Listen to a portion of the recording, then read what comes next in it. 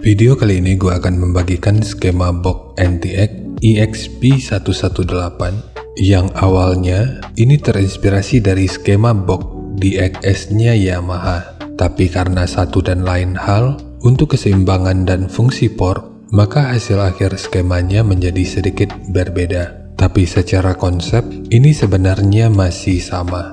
Makanya untuk sementara, skema ini gua beri nama EXP dulu. Jika lu pernah ngelihat desain yang sama persis, nanti silahkan tulis aja di kolom komentar. Jika nanti sesuai, akan gua coba sesuaikan namanya di skema-skema mendatang. Pada awalnya gua berencana untuk membuang skema ini, namun rasanya sayang kalau ini dibuang begitu aja. Sementara untuk kekurangannya ya bisa dibilang gak ada. Ini hanya mungkin karena bentuknya yang gak umum aja. Jadi skema eksperimen ini dikhususkan untuk transducer speaker ASR Deluxe dengan tipe 18700 MK1 DLX revisi 0 produksi 5 April tahun 2017. Kita mulai dari ukuran transducer speakernya.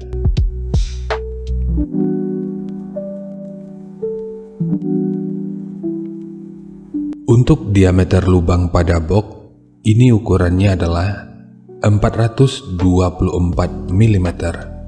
Ukuran magnetnya 220 mm.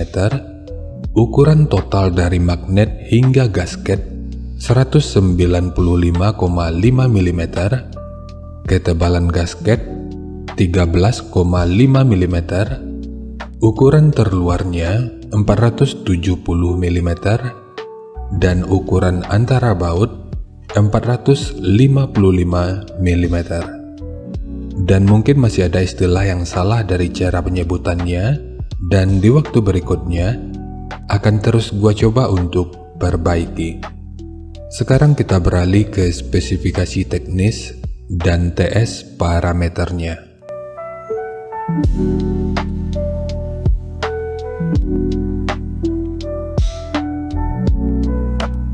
Untuk nominal diameter, ini ukurannya 457 mm atau 18 inci. Impedansinya 8 ohm, nominal power handling 600 watt, program power 1200 watt. Jika lu masih bingung dengan perbedaan antara nominal power handling dengan program power ini udah pernah gua bahas pada video yang akan gua selipin pada pojok kanan atas video ini, atau nanti bisa juga dicek pada kolom deskripsi. Kemudian untuk rentang frekuensinya mulai dari 29 sampai 2700 Hz. Untuk sensitivitas pada 2,83 volt per 1 meter, ini 101 dB. Kemudian ukuran voice coilnya 99,2 mm. Untuk spesifikasi lanjutan bisa dilihat sendiri. Sekarang kita beralih ke spesifikasi utama, yaitu TS parameternya. Untuk Fs-nya ini 29 Hz, DCR 5,2 ohm, KTS 0,3, Cache 0,31, QMS 9,18, MMS 186,6 gram, GMS 0,16 mm per Newton, BL 23,9 Tesla meter, fast 344,4 liter, efisiensi 2,66%, SD 1244,1 cm persegi, dan Xmax 10,9 mm. Untuk poin Xmax, ini sepertinya cukup menjanjikan. Tapi meskipun begitu, nggak ada jaminan pasti kalau Xmax yang tinggi, outputnya pasti akan maksimal. Dan untuk jenis box speaker, ini sebenarnya bisa digunakan untuk box dengan dan tanpa lubang angin. Karena untuk EBP-nya, ini sekitar 93,5. Namun bicara mana yang lebih direkomendasikan, ini tentu akan lebih direkomendasikan untuk diaplikasikan pada box dengan lubang angin. Cara mengetahui EBP ini juga udah pernah dibahas pada video yang akan gue selipin di pojok kanan atas video ini, atau nanti bisa juga dicek pada kolom deskripsi. Sekarang kita masuk aja ke rincian semuanya.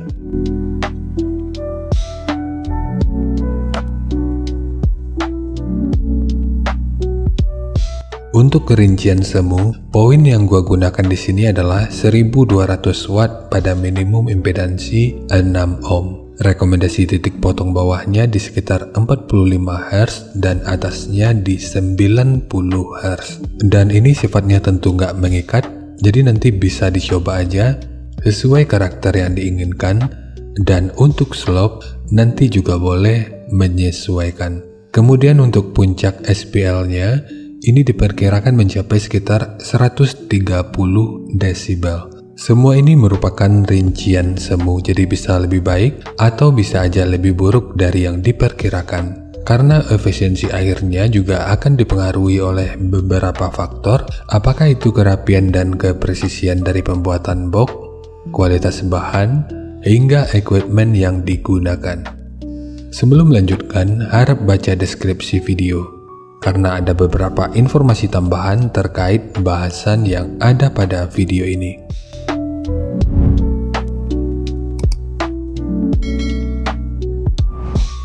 Dan berikut referensi yang gua gunakan dalam mendesain skema box speakernya. Jadi dari transfer function magnitude ini kita bisa melihat, meskipun dipotong di 45 Hz, frekuensi 41 Hz ini udah bisa direspon pada minus 3 dB dan 45 Hz pada 0 dB. Sementara untuk atasnya, frekuensi 123 Hz ini udah bisa direspon pada 0 dB dan 136 Hz pada minus 3 dB. Lalu untuk respon dari portnya, dengan daya 1200 watt, pergerakan udara pada port utama ini diperkirakan sekitar 11,5 meter per detik. Sementara untuk port kedua,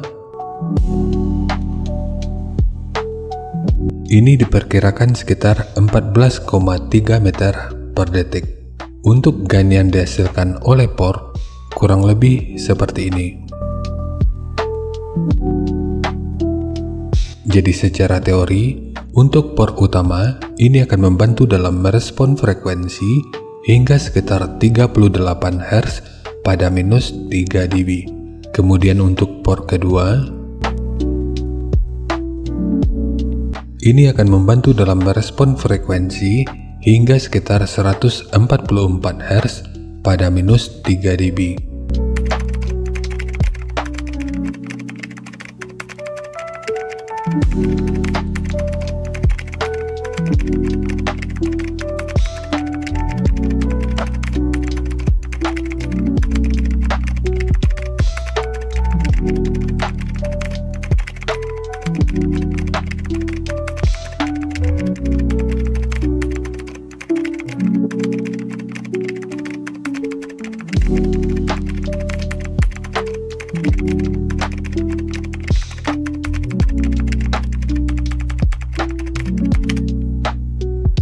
Sekarang langsung kita bahas aja skemanya.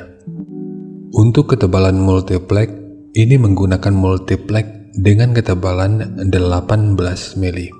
Kita mulai dari tinggi, jadi tinggi box ini adalah 760 mili, panjang ke belakang 950 mili, kemudian lebarnya 600 mili.